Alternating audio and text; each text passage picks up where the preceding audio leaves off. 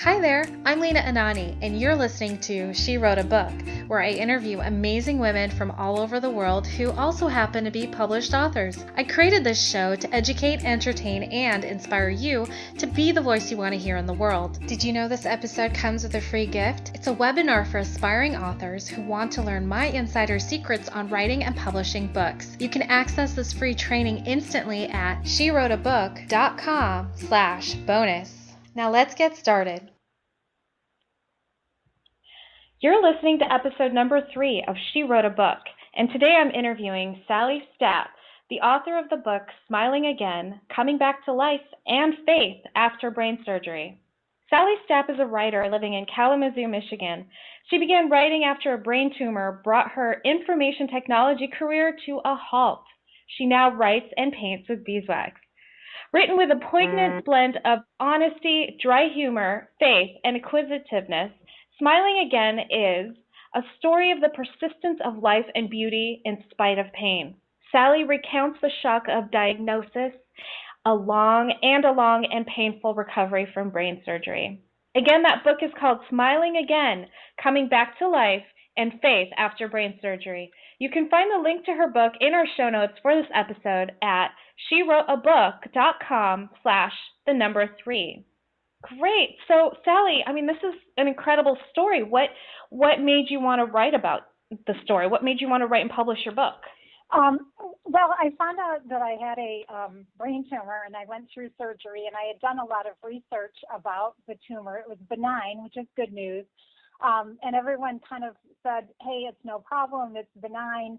But then I found out that benign is not harmless. I'm deaf in one side, I had facial paralysis, and I have constant head pain. And so I felt like I just needed to share my story with other real people who go through similar journeys, not only just brain tumors, but major medical issues. And it's been very successful with connecting with people who have any type of a crisis that they're going through. Wow, that's amazing. I think that just shows a lot of heart too, that you're willing to put your story out there into the world and just, and hopefully help other people move through a similar situation. So tell me a little bit about your book. Like what kind of topics do you go into? What stories do you share? Actually, sometimes I look back and I'm like, I can't believe that I put it out in the book. It's actually quite real and quite vulnerable. I talk about getting the diagnosis and then learning how to treat it and then going through surgery. And it's the first year after recovery. And so I go into detail about some of the pain and the difficulties I had in the hospital, some of which were kind of embarrassing. But they're things that people need to know about if they're going to go through these things. I also included a lot of my daughter, who was my caregiver, Kayla. She helped me, and we put together a list in the back of caregiver tips because she really learned a lot about what was helpful to me and what was not helpful to me when she was standing there wanting to help in any way she could. So I go into stories about the actual surgery and also kind of coming to terms with the fact that my career was gone and that I would have to embrace life and find that there was joy, even though I couldn't physically smile or I couldn't, get back into the workforce. Okay, so tell me a little bit about how did it affect your career? You say that you couldn't go back into your IT career. So why? What happened there? What changed? Head pain. My head never stopped hurting.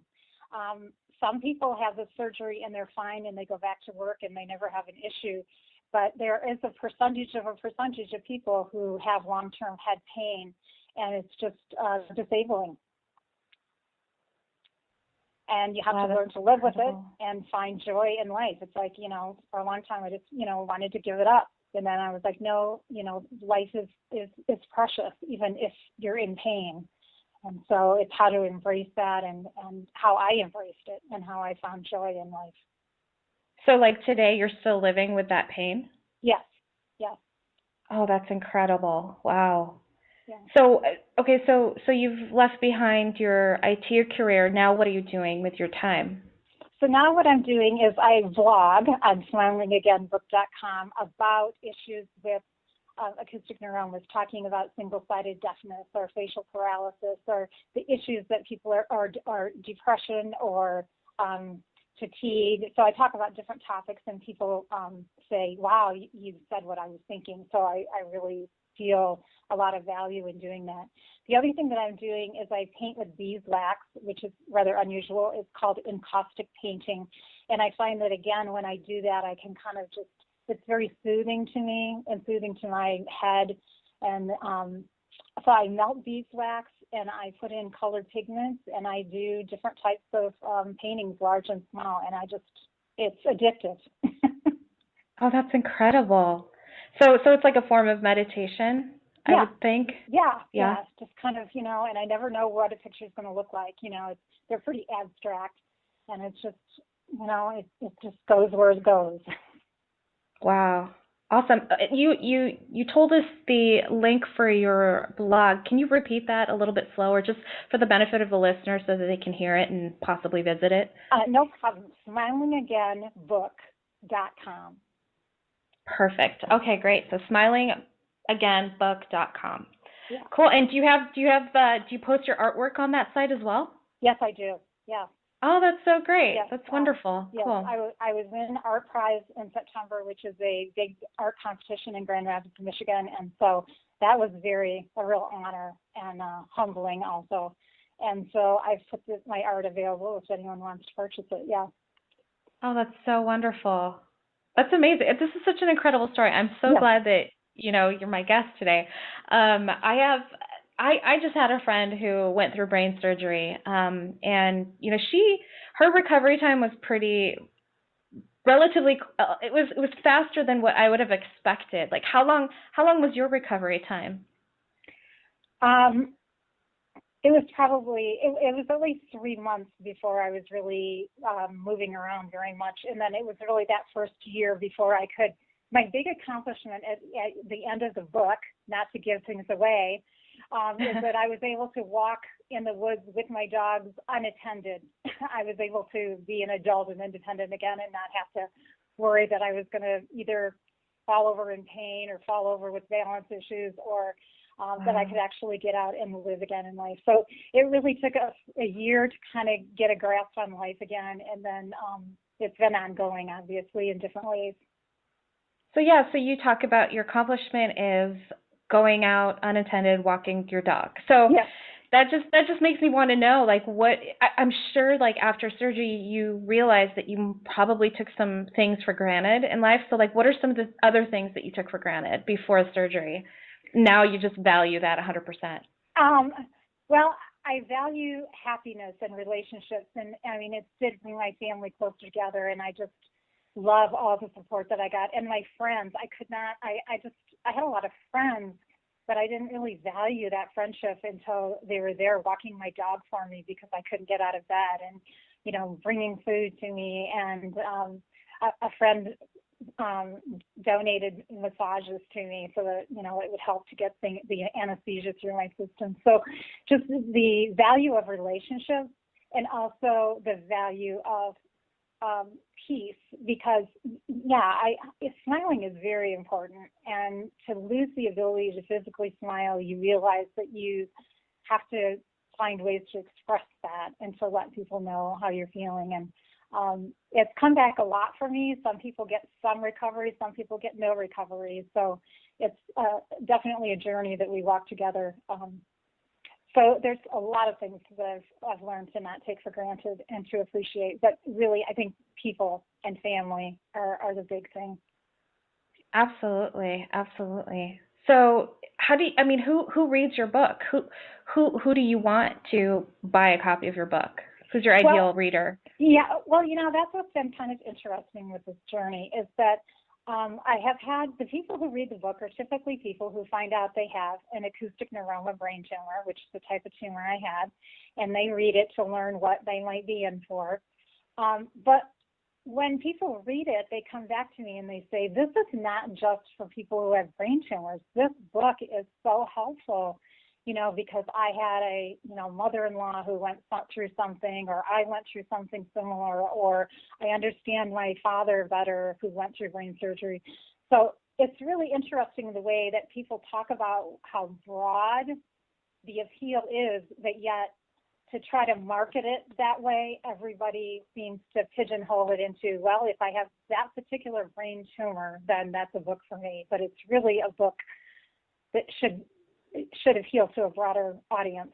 And that's kind of been my one frustration with marketing, is I'm thrilled with the feedback that I've gotten from people who have read it, but I also think it can benefit a lot of people who just don't realize how far-reaching it is. Yeah, I can imagine. I mean, it sounds like a very, very inspirational book and incredibly motivational. I mean, just this conversation alone makes me want to like think about the things that I've been taking for granted. What can I appreciate about life today? Right. You know, the little things. I mean, and slowing down. Because I wonder, do you feel like the brain surgery intentionally? I mean, or the tumor like intentionally slowed you down so that you could enjoy life more? Because I can imagine a career in IT probably had you working somewhere between 40 and 80 hours a week.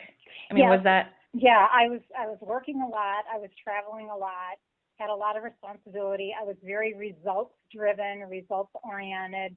And that's really been one of the things that I've had to come to terms with, is that it's been great to slow down, but at the same time, it's like, well, what is the purpose of life if you're not delivering a deliverable to a corporation? You know what I mean?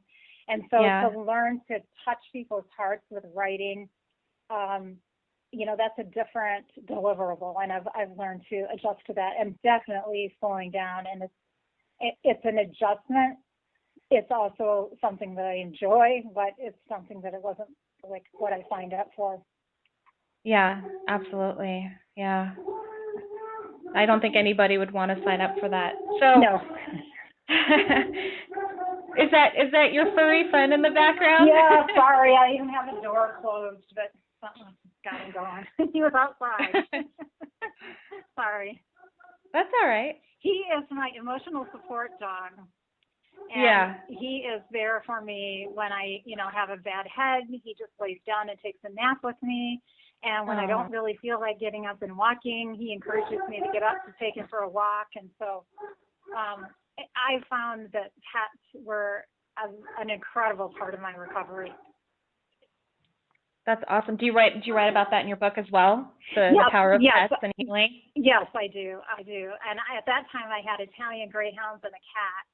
And so, and Italian greyhounds are dogs who think they're cats. So that was quite a different adventure. Now I have a big, bruising, 58-pound golden retriever mix, but he's also a sweetheart. Well, for me and my experience with Italian greyhounds, they bruise me too. Because it's so true what you say. They do think they're cats, but then when they crawl over you, man, they poke over. They poke you in all kinds of places. Yeah. Yes, they're Velcro dogs. Yeah. So Sally, what do you love most about being an author? I love when I'm walking in the woods or driving down the road and these word pictures come into my mind, and I get home and I capture them and I'm like, yes, that describes how I'm feeling or what I saw. And then when I post it and I get feedback where people say that's exactly how I feel, or I really connect with that's very rewarding to me. I really enjoy that.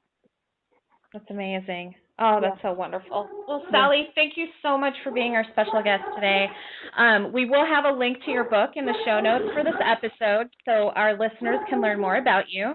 So just visit SheWroteABook.com/3. Thanks again, Sally. Thank you so much.